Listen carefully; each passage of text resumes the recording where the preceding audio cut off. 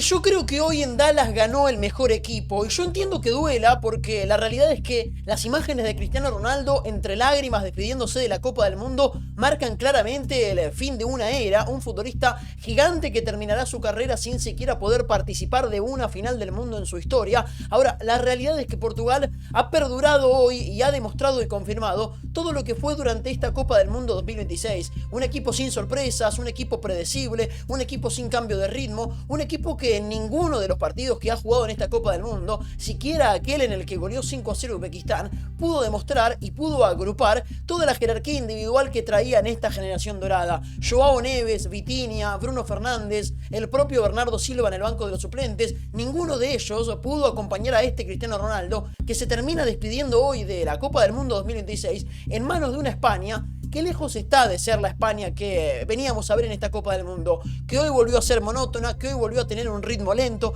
que hoy volvió a tener un juego cansino, que hoy volvió a tener a un opaco Lamine Yamal, un Lamine Yamal que evidentemente desde lo físico todavía le cuesta o que algo le sucede porque futbolísticamente y más que nada en su gambeta, en su sorpresa, en su cambio de ritmo, sigue sin ser ese futbolista que conocemos del Fútbol Club Barcelona. Y una España que a veces juega como si estuviese cabizbajo, que no ha demostrado todavía en la Copa del Mundo todo lo que sí había mostrado en esa Euro 2024, dominante, frenética, vibrante, una España que es inteligente, una España que comete pocos errores y una España que hoy por sobre todas las cosas le hizo ese gol que tenía que hacer otra vez con Mikel Merino sobre el final, deja eliminado a Portugal y deja fuera a Cristiano Ronaldo de su última Copa del Mundo. España avanza a los cuartos de final y esperará por Estados Unidos o por Bélgica, pero el candidato o uno de los candidatos que sigue teniendo esta Copa del Mundo sigue avanzando hacia la próxima ronda de la Copa del Mundo. Y lo concreto es que hay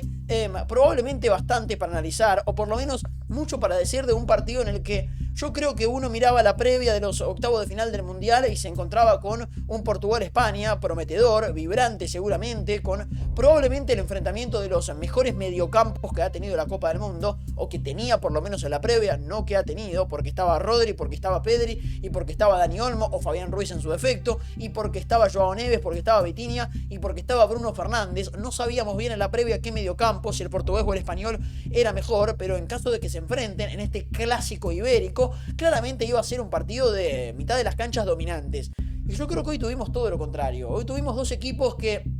han jugado por debajo de las expectativas, hemos tenido dos equipos que han tenido poca sorpresa, hemos tenido dos equipos que han tenido poca generación de fútbol, de autoridad, de intensidad, pero más que nada me quedo con esto último, hemos tenido dos equipos que le ha faltado intensidad, y a mí me gustaría preguntarle, a mí me gustaría saber si realmente los equipos europeos que han participado en esta Copa del Mundo han padecido tanto la temperatura como quizás nos imaginábamos en la previa, porque hemos visto a una Portugal con ausencia de ritmo, porque hemos visto a una España con falta de ritmo, porque hemos visto a Países Bajos, a Suecia, a Austria, a la mayoría de los equipos que han pasado por esta Copa del Mundo bajos en ritmo y en intensidad, y claro, una intensidad baja en la generación, en la gestación del fútbol, con un bajo Pedri, con un correcto Rodri que recupera pelotas y que juega hacia los costados, pero que no es ese Rodri que era protagonista en Manchester City. Hoy no fue un buen partido de Dani Olmo y en la vereda de enfrente no fue una mitad de la cancha dominante, ni Neves, ni Vitinha, ni tampoco Bruno Fernández han tenido su mejor partido en el AT&T de Dallas. Entonces nos encontramos con que lo que prometía en la previa de este Portugal 0 España 1 termina siendo todo lo contrario. A los mejores mediocampos del Mundial se les termina comiendo una monotonía de juego muy pero muy marcada, que ha marcado para mí un mal partido, porque realmente Portugal y España eran en renombre y en calidad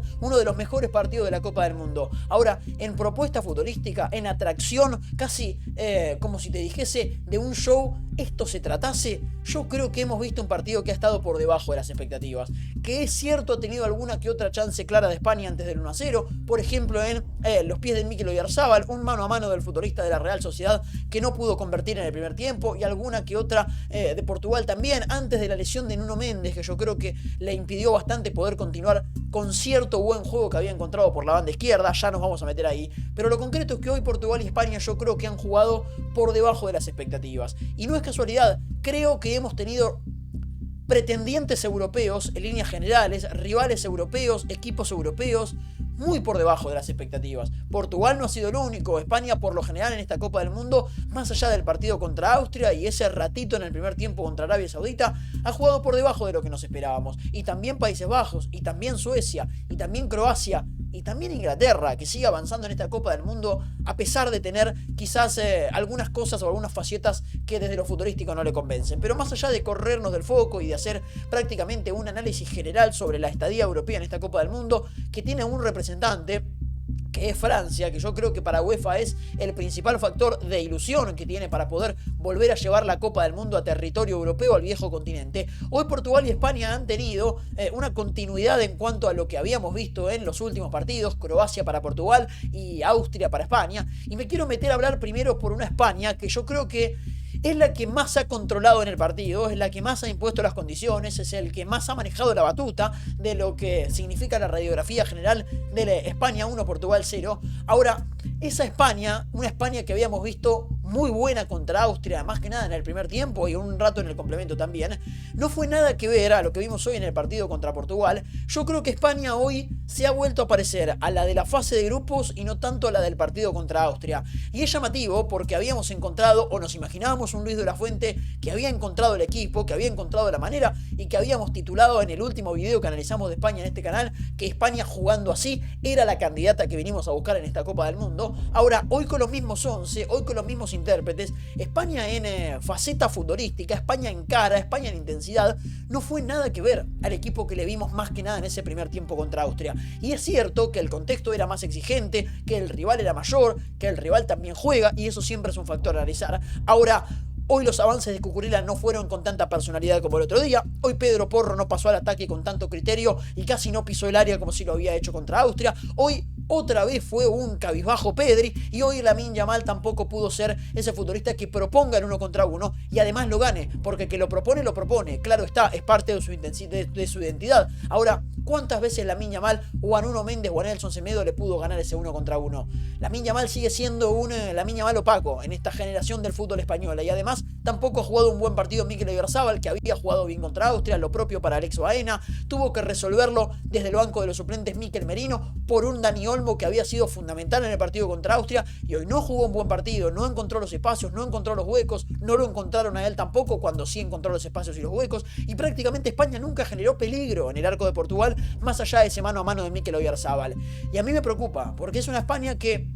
ha tenido más partidos regulares que positivos en esta Copa del Mundo.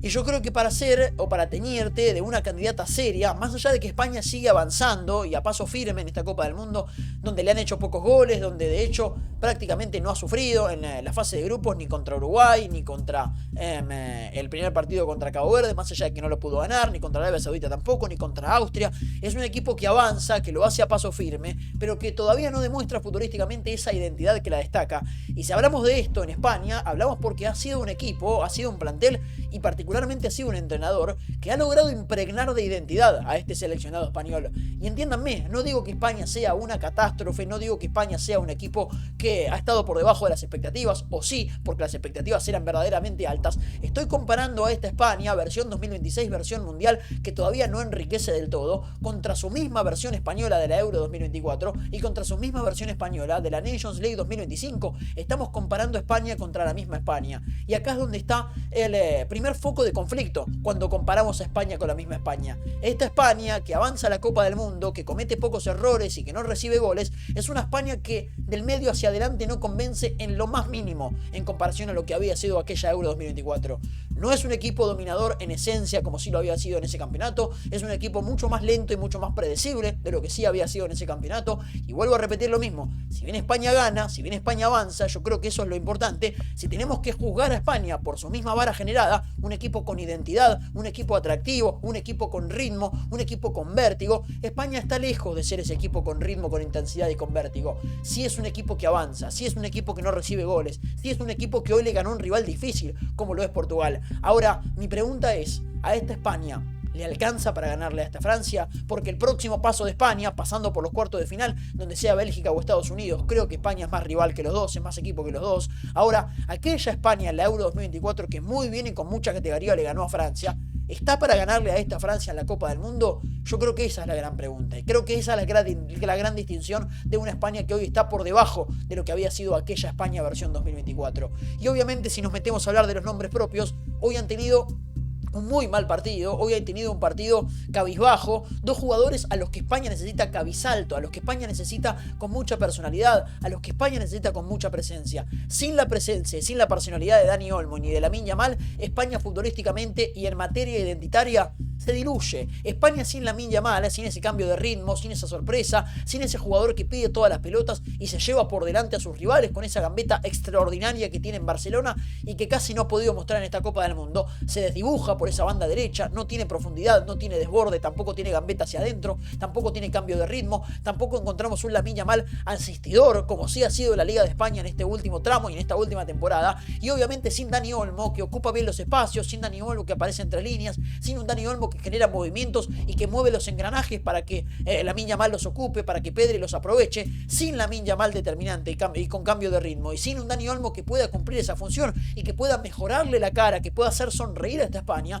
España en su generación ofensiva se diluye demasiado, se ve claramente disminuida por el mal nivel de estos dos futbolistas. Y cuidado, no hay que comparar o no hay que perder el foco de que Lamine Yamal y Dani Olmo hicieron un muy buen partido contra Austria. Por eso España mostró su mayor versión candidata en el partido contra Austria, porque había jugado mejor, porque había controlado a su rival y porque además lo había hecho a base de identidad española con el mejor presente de sus dos mejores jugadores. Cuando no están presentes sus dos mejores jugadores, España da la sensación de que se queda flojo en alternativas, flojo en opciones, flojo en chances de realmente poder lastimar a sus rivales. Y cuando combinamos la ausencia de Lamine Yamal con la ausencia del futbolista Dani Olmo, nos encontramos con una España que es predecible y que tiene poco fútbol del medio hacia adelante. Y yo creo que ahí está el gran problema, porque después hoy prácticamente no ha cometido errores en la defensa, o por lo menos los que ha cometido en el primer tramito del complemento, con alguno que otro error en salida que no pudo aprovechar Cristiano Ronaldo ni el ataque portugués. Aymeric Laporte ha jugado un correcto partido, marcando constantemente a Ronaldo y ganándole muchos duelos. Lo mismo para Pau Cubarsí, que a pesar de ser un futbolista de solamente 19 años, muy jovencito todavía, es un zaguero central que juega con mucha altura, que juega con mucha personalidad y lo hace muy bien. A mí los laterales españoles me parecen los mejores de la Copa del Mundo. Hoy Cucurella no pudo pasar al ataque con tanto criterio y con tanta incidencia como sí lo había hecho en el partido contra Austria. Además se combinó con un futbolista como lo es Alex Baena, que también jugó un peor partido en comparación a lo que había jugado y lo que había funcionado ese tándem contra Austria. Lo mismo para Pedro Porro, hoy teniendo que jugar un partido mucho más complicado porque por ese lado estaba la subida de Nuno Méndez, una de las mejores propuestas ofensivas de Portugal. Hoy, atado a lo defensivo, a su faceta y a su obligación defensiva, tampoco jugó un partido tan incidente hacia adelante. Más allá de que los dos lo intentaron, obviamente, no fue tan positivo como había sido el partido contra Austria, que fue de 2 asistencias para Cucurella, una de las figuras de la cancha, y de un gol para Pedro Porro, una de las figuras de la cancha también. Y después vimos a un Rodri que es prolijo, que siempre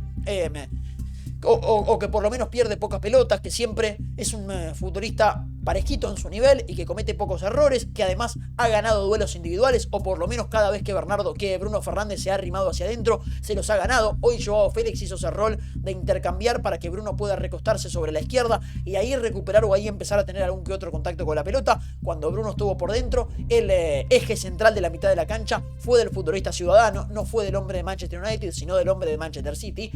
Y quizás nos tenemos que meter a hablar de un Pedri, de un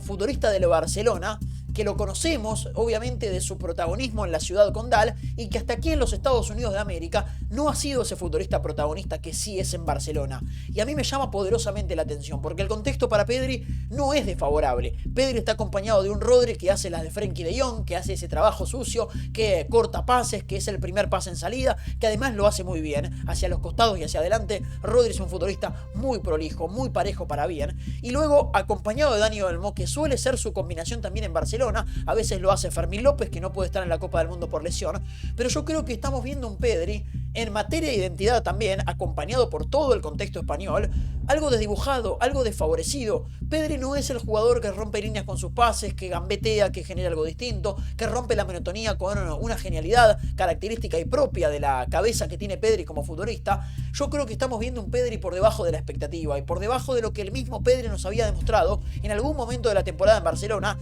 no sobre el final, que se lesionó y que cuando volvió no pudo volver a ser ese Pedri que era controlador y dominante en la mitad de la cancha, y este Pedri, a veces cabizbajo, que hoy termina saliendo en lugar de Fabián Ruiz, que tengo mis dudas que alguno que otro le pueda comer el lugar a Pedri para lo que resta de la Copa del Mundo. Yo creo que este Pedri realmente no es el que al Barcelona le genera las soluciones y no le está generando las soluciones a esta España. Pedri no encuentra a Lamine Yamal, Pedri poco encuentra a Dani Olmo, Pedri a veces cuando Dani Olmo crece y genera movimientos y genera rotaciones,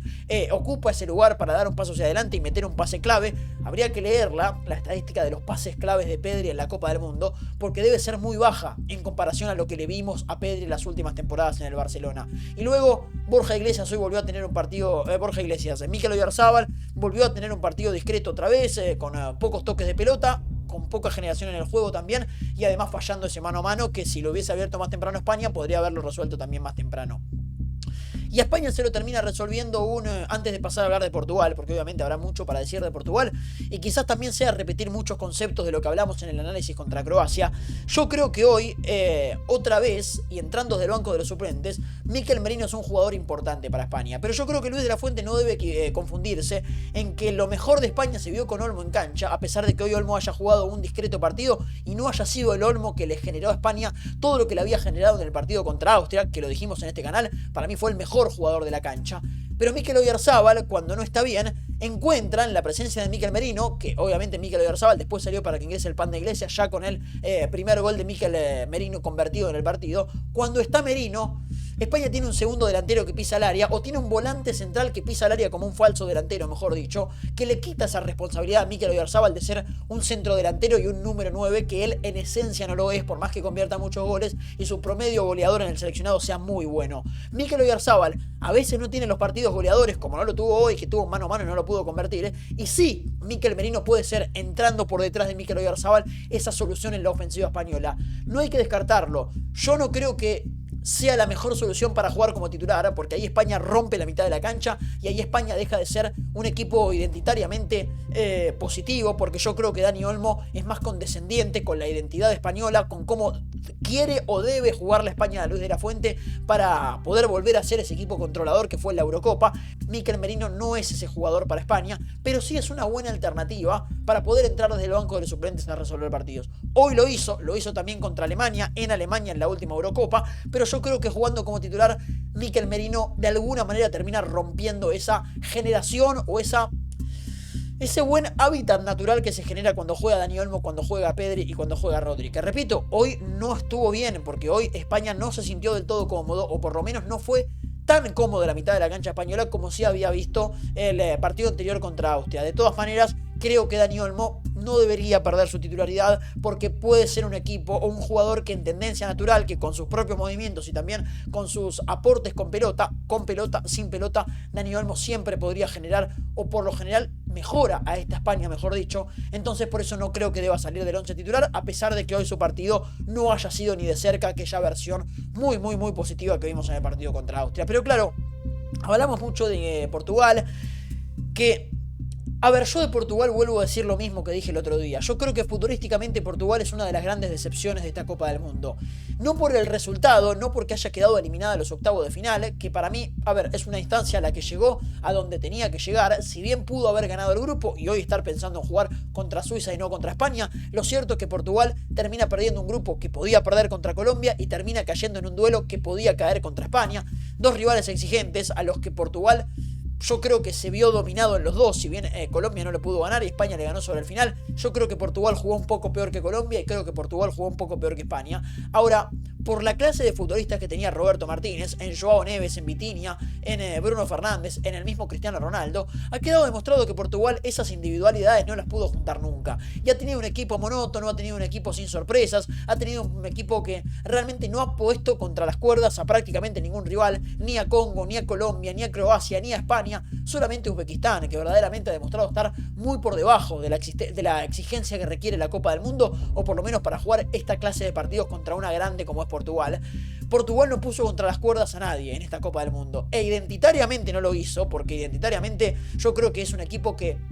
no se creyó mejor que España, no se creyó mejor que Croacia y no se creyó mejor que Colombia. Y futbolísticamente, en lo que producía y en lo que generaba cuando tenía la pelota, Portugal tampoco ha sido una de las revelaciones para bien, o por el contrario ha sido uno de los equipos que más nos ha defraudado en el Mundial. Protagonistas muy lejanos, mucha distancia entre Vitinha, mucha distancia entre Joao Neves, mucha distancia entre ellos dos y Bruno Fernández, poco de Bruno Fernández naturalmente, poco de Vitinha naturalmente, poco de Neves naturalmente y nada de Cristiano Ronaldo. Nadie se la llevó cómoda a Cristiano para que pueda convertir los goles que sí le convirtió Uzbekistán, porque le llegó la pelota como no le llegó ni contra Croacia, ni contra Colombia, ni contra España. Contra Colombia tuvo alguna, pero fue esa jugada individual. Yo creo que Portugal, por todo lo que tenía y por lo poco que mostró, es una de las grandes desilusiones que tiene la Copa del Mundo. Y creo que claramente la responsabilidad es de su entrenador. Entrenadores que siempre son los dueños de los equipos, entrenadores que siempre marcan la identidad de los funcionamientos tácticos y futbolísticos. No ha podido combinar a sus mejores jugadores y no ha podido hacer crecer ni a Vitinha, ni a Neves, ni a Bernardo, ni a Bruno,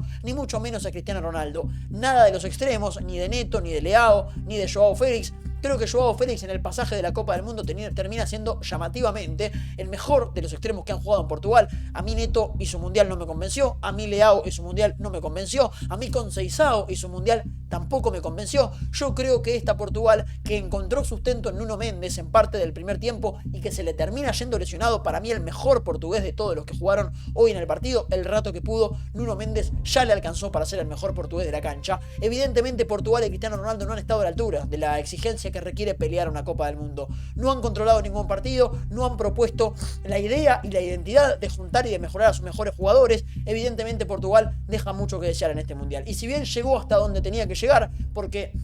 perder contra Croacia hubiese sido otra desilusión más grande, perder contra España significa haber caído contra un rival que hoy fue mejor que Portugal y que era un duelo lógico también a la hora de pensar hasta dónde podía llegar Portugal en este cuadro, pero desde lo que ha mostrado futbolísticamente yo creo que Portugal, lamentablemente además de una generación en la que esperábamos mucho, no ha logrado ser ese equipo dominador. Y lamentablemente hay que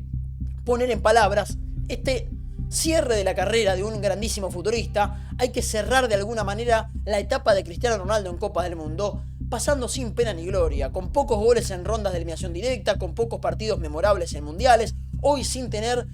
demasiada incidencia ni en el juego ni tampoco en el resultado. Hoy Cristiano Ronaldo, a pesar de haberlo inventado, a pesar de haberlo intentado, a pesar de haber estado constantemente en movimientos, tratando justamente de que Bruno, de que Bernardo cuando entró, de que Vitinha, de que Neves lo encuentren en alguna pelota filtrada o en algún centro, también lo intentó Nuno Mendes y también lo intentó Joao Félix por esa banda izquierda portuguesa, un poco de Neto también por la derecha buscando justamente al comandante Cristiano Ronaldo. Ronaldo ha pasado lamentablemente otra Copa del Mundo sin pena ni gloria, y viejos, antiguos, lejanos nos quedarán aquellos goles a Uzbekistán sin poder haber estado a la altura o sin poderle convertir a Colombia, y el mismo caso, lamentablemente además, sin haber, a pesar de haber convertido su único gol en ronda de eliminación directa contra Croacia, terminando con esa imagen de salir en el último tramito del partido, en el partido contra el equipo de Modric. Hoy Ronaldo para mí no fue de los peores en Portugal, de hecho creo que fue de los mejores, porque las pocas que tocó, las pocas en las que tuvo incidencia, creo que reaccionó y que correspondió de alguna manera con lo que pedían las jugadas y que sus contactos fueron positivos para con su equipo. Ahora la verdad es que lo buscaron poco y lo encontraron menos. Entonces yo creo que la despedida de Cristiano Ronaldo sea con un equipo, con una extraordinaria generación, con muy buenos futbolistas de muy buen presente en sus clubes, que generó poco para él, que lo buscó poco y que lo encontró menos, es realmente algo que duele y mucho. Yo creo que Cristiano no debía ser el intocable en Portugal, o por lo menos no debía hacer funcionar a todo el equipo para su producción goleadora, pero sí es cierto que teniendo un futbolista que naturalmente es goleador, Portugal lo debió haber encontrado de otra manera, y lamentablemente en esta Copa del Mundo ni Roberto Martínez ni Cristiano Ronaldo pudieron sacar todo el jugo de los jóvenes de Portugal, ni tampoco los jóvenes de Portugal pudieron sacar todo el jugo del experimentado Cristiano Ronaldo. No fueron condescendientes en uno con el otro. Ni Portugal mejoró a Cristiano Ronaldo y le sacó su último jugo, ni tampoco Ronaldo mejoró al resto de los jóvenes y pudo abrirles el camino para que la generación prometedora, como por ejemplo tuvo Argentina en Qatar 2022, acompañando los Censo, los Julián, los McAllister, al propio Lionel Messi, no pudieron hacer lo mismo Vitinha, Bruno y Joao Neves, y por eso Ronaldo y Portugal se terminan quedando afuera de la Copa del Mundo. Yo creo que hoy pasa el que mejor ha jugado en Dallas, hoy pasa el candidato lógico. España fue mejor equipo de Portugal y sin tener demasiadas luces o sin deslumbrar demasiado en su pasaje en la Copa del Mundo, sigue avanzando y además prácticamente con arco invicto. Unai Simón seguirá siendo para España y para la historia de los mundiales, además, el futbolista con mejor racha con portería imbatida, y yo creo que eso lo hace porque España, más allá de ser un equipo que no deslumbra, más allá de ser un equipo que está lejos de su faceta y de su identidad futbolística, con la que muy bien además ganó la Eurocopa 2024, esta España, a paso firme y sin sufrir demasiado, avanza en la Copa del Mundo. España es equipo de cuarto de final, dentro de un rato juega Estados Unidos contra Bélgica. Obviamente habrá que ver y habrá que analizar al rival español en los cuartos de final de la Copa del Mundo. Muchas gracias por ver, muchas gracias por acompañar. Nos reencontramos cuando vuelva a rodar la pelota, nos reencontramos mañana porque juega el seleccionado argentino y lo hará en un partido muy complicado contra Egipto. Muchas gracias y nos vemos en próximos videos.